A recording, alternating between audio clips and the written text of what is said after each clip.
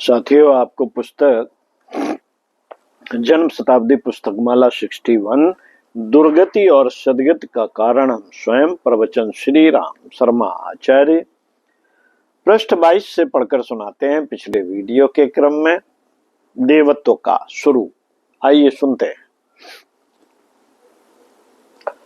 मित्रों, देवत्व का स्वरूप है व्यापकता। व्यापकता, एक को बहुत में देखने की सद्भाव भरी प्रवृत्ति, वासनात्मक अतिवाद के कारण होने वाले शारीरिक और मानसिक विनाश की अपरमित क्षति देव चक्षुओं से स्पष्ट दिख पड़ती है। इसी प्रकार तृष्णाग्रस्त होकर अधिक संचय एवं उपभोग से अपनी अहंकारता एवं विलासता का बढ़ना और दूसरों का उस परिकर से वंचित रहना उसे कांटे की तरह चुभता है। देवमानस सोचता है कि अपने श्रम, संयम, मनोयोग, प्रभाव, वर्चस्व एवं धन का लाभ यदि संकीर्ण स्वार्थपरता के क्षेत्र से बाहर तक जाने दिया जाए तो उससे कितने बड़े परिमाण में प्रयोजन पूरे हो सकते हैं। यह तुलनात्मक विचार करते ही देव मानव को यही सूझती है कि जीवन के साथ जुड़ी हुई उपलब्धियों का उपयोग जीवन क्रम को आदर्श और अनुकरणीय बनाने में किया जाए।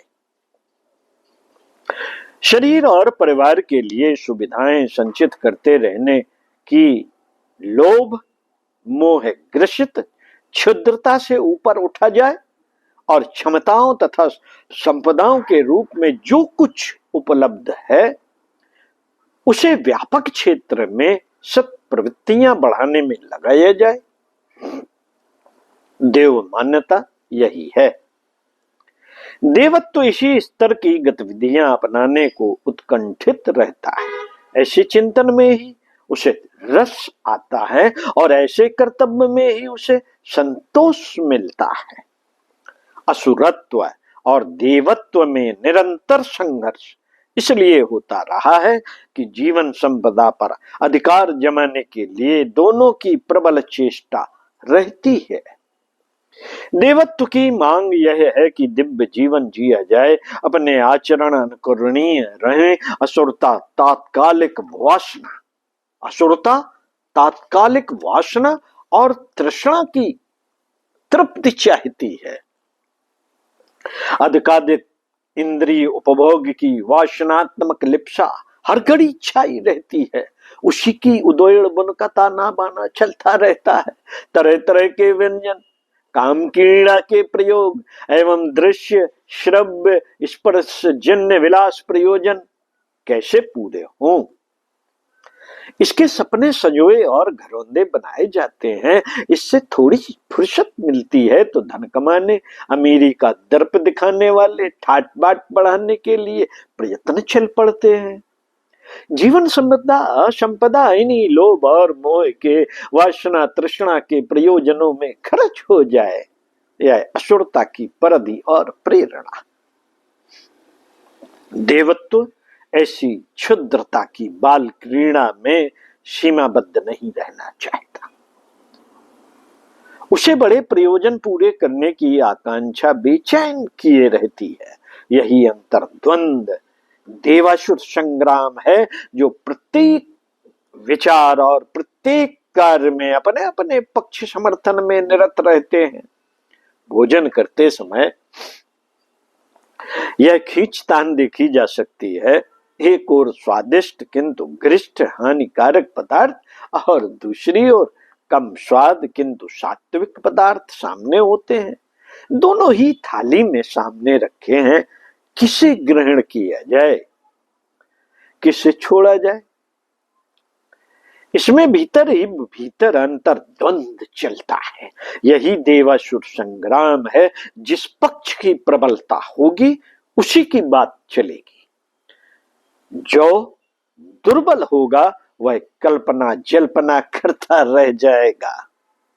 थाली के मोर्चे पर देव जीते या दैत्य, इसका निर्णय आसानी से किया जा सकता है।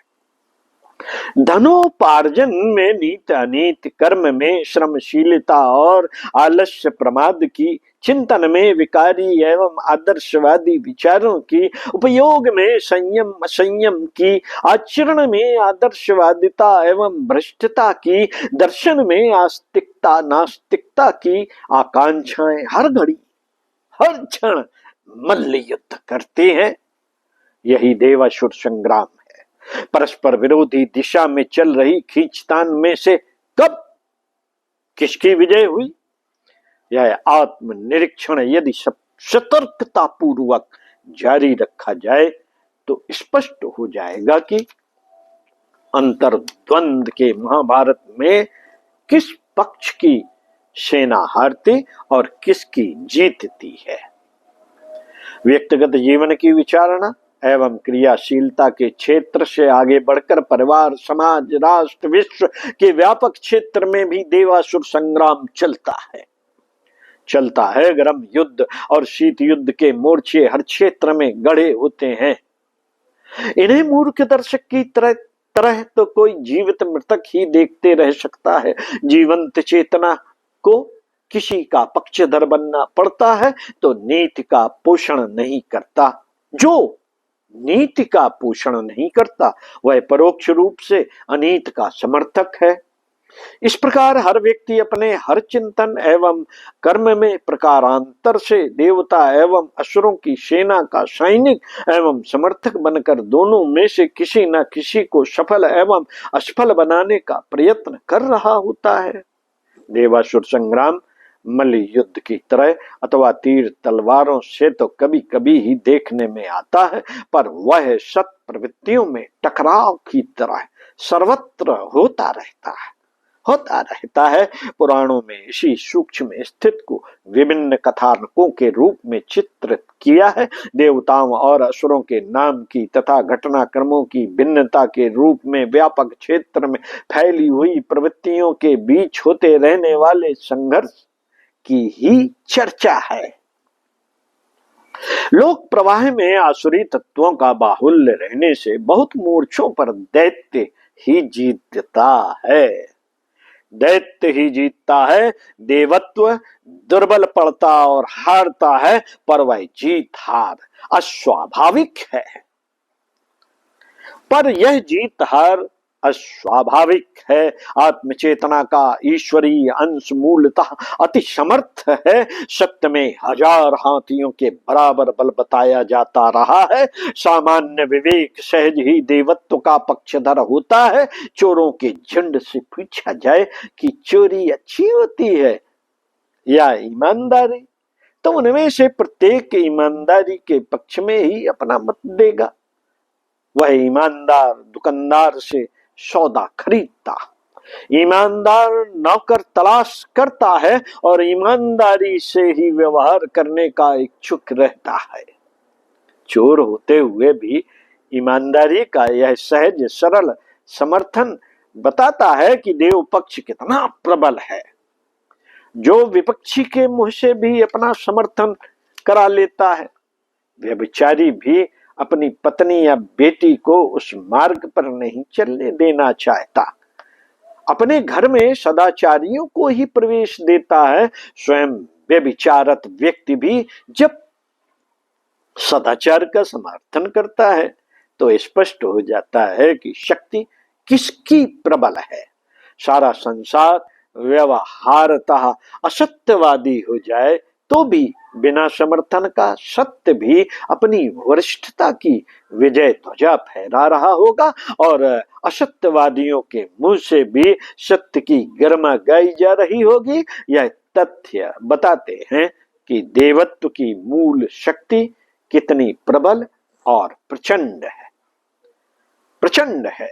अस्तु, देवताओं की पराजय अस्थायी ही होती है, उसका निराकरण जल्दी ही हो जाता है। देवासुर संग्राम के कथानकों में असुरों की विजय कभी भी स्थायी नहीं हुई, उन्हें फिर पराजित होना पड़ा और देवताओं ने अपना पूर्व पद फिर से प्राप्त कर लिया। साथियों, पराजय को विजय में परिणत करने का आधार इन कथानकों में ईश्वरीय विशिष्ट सहायता ही रही है। इसे हम सत साहस के रूप में अवतरित हुआ देख सकते हैं। व्यक्ति के जीवन में जब देवत्व के पक्ष समर्थन की अदम्य अभिलाषा जग पड़े और वह अवांछनीयताओं से लड़ पड़ने का आक्रोश बनकर सत प्रवृत्तियों को मूर्त रूप देने में जुट पड़े, तो समझना चाहिए कि यह मन स्थित प्रत्यक्ष ही ईश्वरीय अवतरण और देव वरदान है।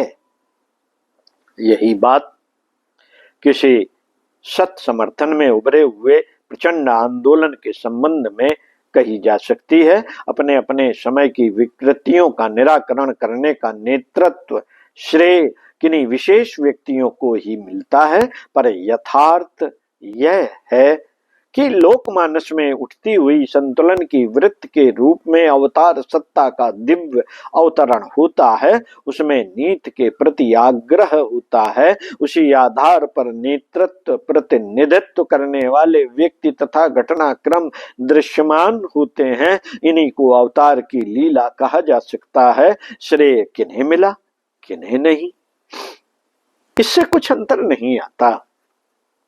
लंका विजय का श्रेय राम, लक्ष्मण, अंगद, हनुमान या नल नील में से किसको दिया जाए, इस पर विवाद करना व्यर्थ। महाभारत की भूमिका में कृष्ण या अर्जुन में से किसे श्रेय मिले, इस झंझट में पड़ने से कोई लाभ नहीं। नियत के उभार किसी को भी अपना वाहन बना सकते हैं। ईश्वर व्यक्ति नहीं शक्ति है। ईश्वर व्यक्ति नहीं शक्ति है। वह दिव्य चेतना का उभार बनकर व्यष्टि अथवा समष्टि में अवतरित होता है। समय की विकृतियों का समाधान और सुकृतियों का अभिवर्धन करके संतुलन सही करना ही उसका लक्ष्य होता है। भगवान की लीलाएं इसी प्रयोजन के लिए उभरती और लीला करती दिखाई पड़ती हैं। देवासुर संग्राम के पुराण वर्णित कथानक ऐतिहासिक हैं या नहीं, इसमें माथापच्ची व्यर्थ है। इनमें यह शाश्वत तत्व सुनिश्चित रूप से भरा पड़ा है कि दैवी और आश्री प्रकृति के आकर्षण प्राणी को खींचते हैं। इनमें से देवत्व का पक्षधर बनने और ईश्वर की शरण में जाना ही श्रेयस्कर है। आज की बात समाप्त। ओम शांति। तो साथियों, पढ़ते रहिए कुछ अच्छा और सुनते रहिए कुछ अच्छा। पुस्तक आप मंगा सकते हैं गायत्री तपोभूमि मथुरा से, किसी नजदीकी शक्तिपीठ से, शांत कुंज हरिद्वार से। मिलते हैं अगले वीडियो में पुनः एक नई पुस्तक के साथ। ओम शांति।